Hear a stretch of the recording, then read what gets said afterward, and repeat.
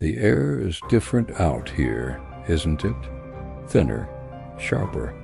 It bites at your exposed skin as you zip up your jacket.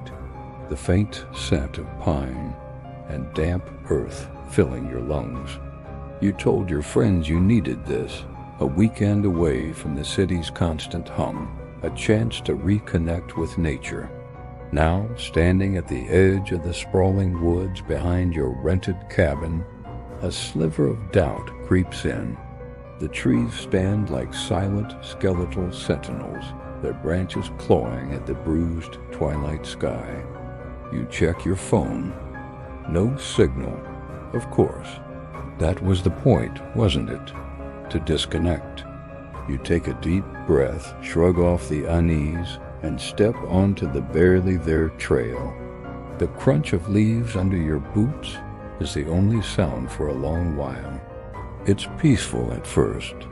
The fading light paints the forest in hues of deep orange and purple. You feel the tension in your shoulders begin to melt away. This was a good idea after all. You wandered deeper than you intended, mesmerized by the quiet beauty. But as the last rays of sunlight retreat, the woods transform. Shadows stretch and writhe, playing tricks on your eyes. That gnarled stump looks almost like a hunched figure. That rustle in the undergrowth is just a squirrel, you tell yourself. It has to be. You decide it's time to head back, but when you turn around, the path is gone. All you see is an impenetrable wall of trees in every direction.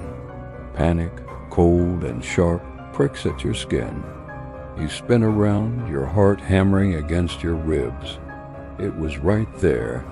You're sure of it. You try to retrace your steps, but every direction looks the same. The familiar woods have become an alien labyrinth. The temperature has dropped, and your breath now billows in front of you like a ghostly plume. That's when you hear it for the first time.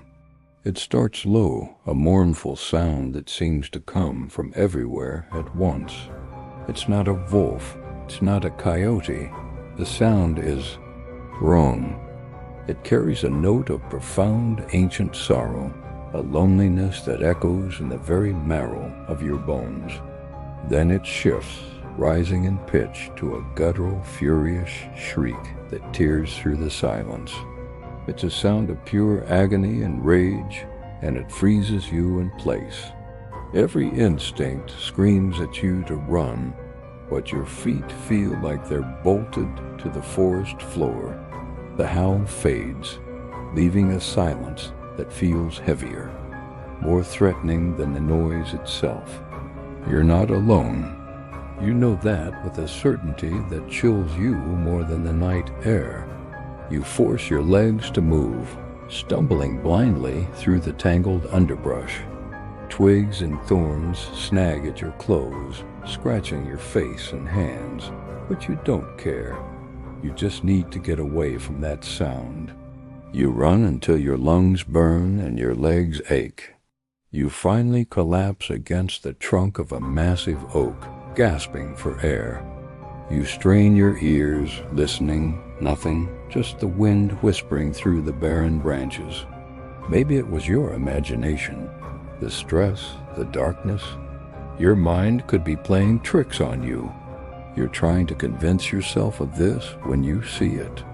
Not far from where you stand, scratched deep into the bark of another tree, is a symbol. It's a crude spiral with jagged lines radiating outwards like a broken sun. It looks fresh, the raw wood underneath glowing pale in the moonlight. You've never seen anything like it.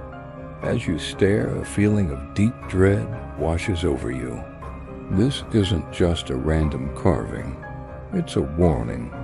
You back away slowly, your eyes scanning the darkness around you. And that's when the howling starts again, closer this time. So much closer. It's no longer a distant cry of sorrow. It's a predatory roar filled with a terrifying hunger. It's hunting. and you are the prey. You don't think, you just run. The forest is a blur of moving shadows. You trip over roots, you slam into trees, but you scramble back to your feet and keep going.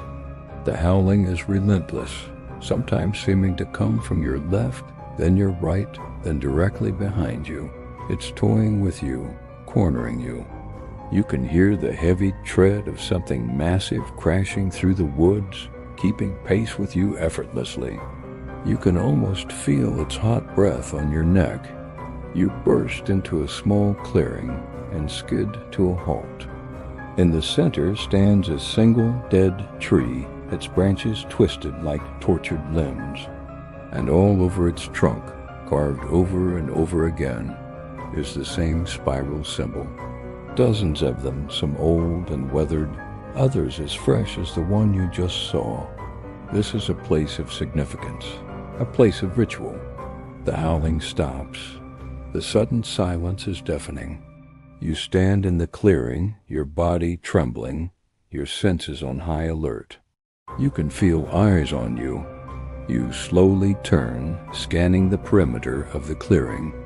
Nothing moves, but the feeling is overwhelming, a physical pressure against your skin. Then, from the deepest shadows between two ancient pines, a shape begins to emerge. It's tall, impossibly so, and gaunt. Its limbs are too long, moving with a jerky, unnatural grace.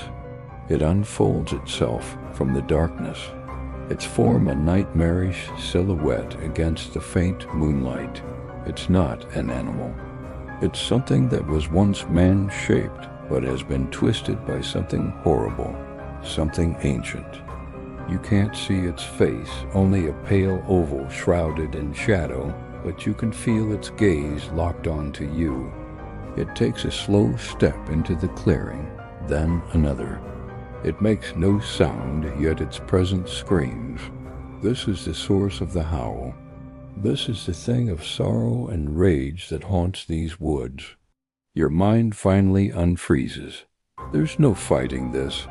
There's no reasoning with it. Your only hope is the cabin. You have to get back to the cabin. You turn and bolt, leaving the clearing and the silent, watching figure behind. You don't look back. You can't. You run with a desperation you've never known, fueled by pure, primal terror. The howling erupts behind you, a shriek of fury that seems to shake the very ground. It's no longer toying with you. It's chasing you in earnest now. The sound of its pursuit is thunderous, the splintering of wood, the crashing of undergrowth. It's gaining on you. Through the trees, you see a faint, warm light. The cabin, hope, fierce and desperate, surges through you. You push yourself harder, your legs screaming in protest. The light grows brighter. You're almost there. You can see the porch light, a beacon of safety in a world of terror. You burst from the tree line and sprint across the small yard. The creature's howl is right behind you, a deafening blast of sound that feels like it could rupture your eardrums. You don't dare look back. You leap onto the porch, fumbling with the doorknob, your hands slick with sweat and shaking violently. The lock clicks open. You throw yourself inside, slam the heavy wooden door shut, and twist every lock you can find. You collapse against the door, your entire body shaking uncontrollably. You press your ear to the wood, listening. Outside there is only silence. The howling has stopped. Did you make it? Are you safe? For a long moment, you allow yourself to believe it. You drag yourself to the window, your heart still pounding a frantic rhythm. You need to see. You need to know it's gone. You peek through a gap in the curtains. The porch is empty. The yard is empty. There's nothing there. A wave of relief so powerful it almost makes you sick washes over you. It's over. You're safe. You let the curtain fall back into place and take a shaky step back, leaning against the wall for support. And then you hear it, a soft, mournful scratching sound. It's not coming from the door. It's not coming from the window. It's coming from inside the cabin, from the room right behind you. It seems you weren't just being chased. You were being herded.